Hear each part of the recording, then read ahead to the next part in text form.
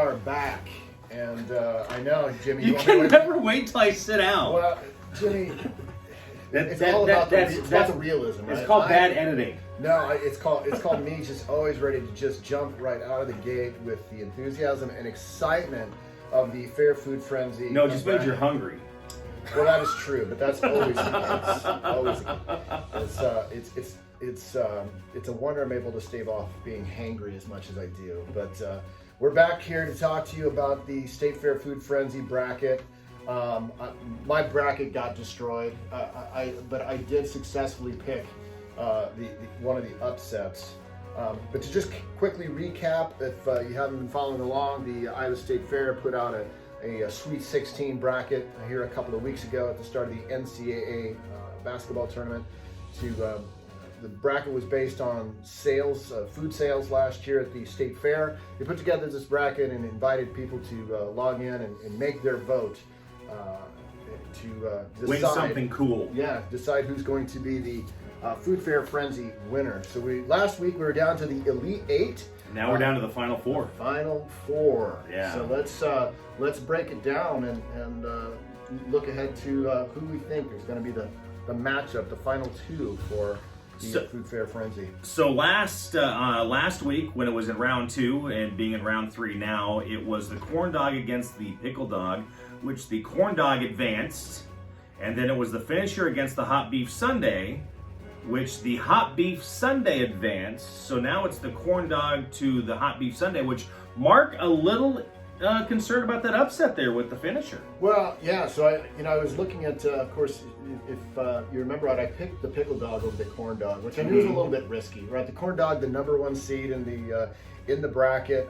obviously synonymous with the State Fair, the corn dog.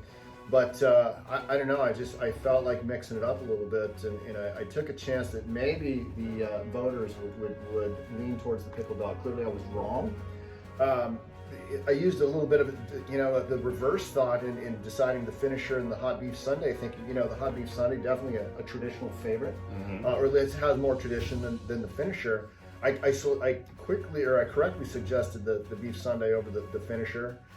But in this matchup between the tradition of the corn dog and the hot beef sundae, I just feel like the corn dog just seems like it's going to be not denied at this point. The corn dog is going to advance to the final over the hot beef sundae. That possibly could be happening, Matt. So what do you think? I can't deny that line of logic. However, I'm going to be hoping beyond hope that the hot beef sundae goes all the way. I mean, that's really kind of my pick overall. Yeah, you finally got to taste it last year. That was the first time. It was very good. It is. I appreciated that hot beef sundae, even if it wasn't a Sunday. Or on Sunday. That's right. The hot beef sundae on a Tuesday. So I'm going to go with the hot beef sundae for the upset. But it was a day that ended in Y, so you were okay. It was Nailed some it. sort of day. Just like Mark, I went with the pickle dog and the finisher. They did not go with the under pickle dog and moving on. But I'm kind of like with Matt a little bit. I know Mark's staying with the staple with the corn dog, and he might be 100% correct. It might go all the way, but I will sit with the hot beef sundae. That's the one I'm going to go with. So we'll that's 2 against 1 there, Mark. So. Well, that's not uncommon around here right. in this office. I'm usually outvoted on most things, but that's probably for the best. Now, the other side of the final four, you had last week. It was the Barksdale State Fair cookies against the funnel cake, which the cookies advanced, and then it was the pork chop on a stick against the Cajun chicken on a stick, which the pork chop on a stick advanced to where it's the State Fair cookies against the pork chop on a stick. Is that a fair fight? It's going to be some sort of fight. Not that, I wouldn't maybe put some State Fair cookies on top of the pork chop on the stick to get a little sweet and saltiness there. But that sounds like a lot. What was the sandwich last year with the donuts and? The OMG chicken sandwich. Chicken, yeah, that's right. So how are you gonna do this pick? How am I gonna break this one down? Well, again, with the Barksdale was the number 2 seed in the at the outset. Pork chop on a stick, was the number 3. So we've really got, I think, a compelling matchup here. We've got you know, we've talked about this. Barksdale, you know, kind of, I guess, was a topic of discussion at the fair last year. You know, some people feeling that maybe the recipe had been changed a little bit or something. I don't know that that's true or not, but you know, the pork chop on a stick. Again, you can't deny it's pork is one of the things we're known for around here in the great state of Iowa. Two completely different foods. I don't know. I'm going to lean towards the pork chop on a stick. Again, I like the upset in this particular matchup. I've really kind of been surprised that the cookies have held on thus far. Honestly, I picked the funnel cake in the last round, so I'm looking at pork chop on a stick going up against the corn dog in the final. Well, I mean, the cookies are still a big hit. You're in line waiting to get your bucket of cookies. At least a half an hour sometimes. Yeah, it's Personal experience, Matt? Oh yeah. At least there's some shade. You know.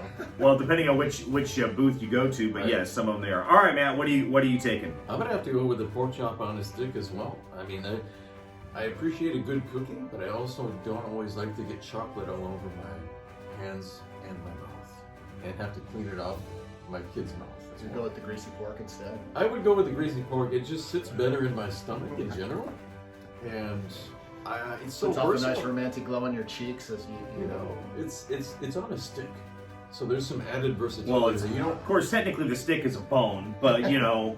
you don't necessarily have to get your hands as dirty. That's true. You know, You do have something to hold, put the napkin on, so it's not as bad. There's a bait switch involved here. It's you're getting dirty, Matt. I don't care. I don't care any way you slice it or gnaw into it. You're gonna have to wash your hands when you're done. well, you know, it And your is face. the other white meat, so That's right. I'm just Can't deny gonna that. have to go with that. We are purveyors of truth here at the Iowa Catholic Radio Network, so that's right in line. You know, I mean, pork a very Iowa sort of meat as well to go along with that. So I'm gonna go with the pork chop on a stick. And I think that's going to give us the trifecta, because I also will go with the pork chop on a stick, though I do like the State Fair cookies very much. I do like me some protein. I just, you know, having a little meat that you can gnaw on off that bone just makes you feel like a rugged, you know, like you're back with the kings. So I think we've solidified the fact that the cookies will now probably win. Probably. That's the chance of us all three being right on the same days. So on the final four, we're taking the hot beef. Well, I took the hot beef Sunday over the corn dog, where Matt and I did. Mark took the corn dog, so we'll see how that prevails. And then all three of us did the pork chop on the stick over the State Fair cookies. If you've not made your vote, get over there, make your vote for the final four in round 3 of the Iowa State Fair Food Frenzy that you can find on their website. And then we'll be back for the championship next week and find out how it all actually plays out after Easter. That's And see who the winner will be. That's right. Go Caitlin Clark and the Iowa Hawkeyes. Chop chop.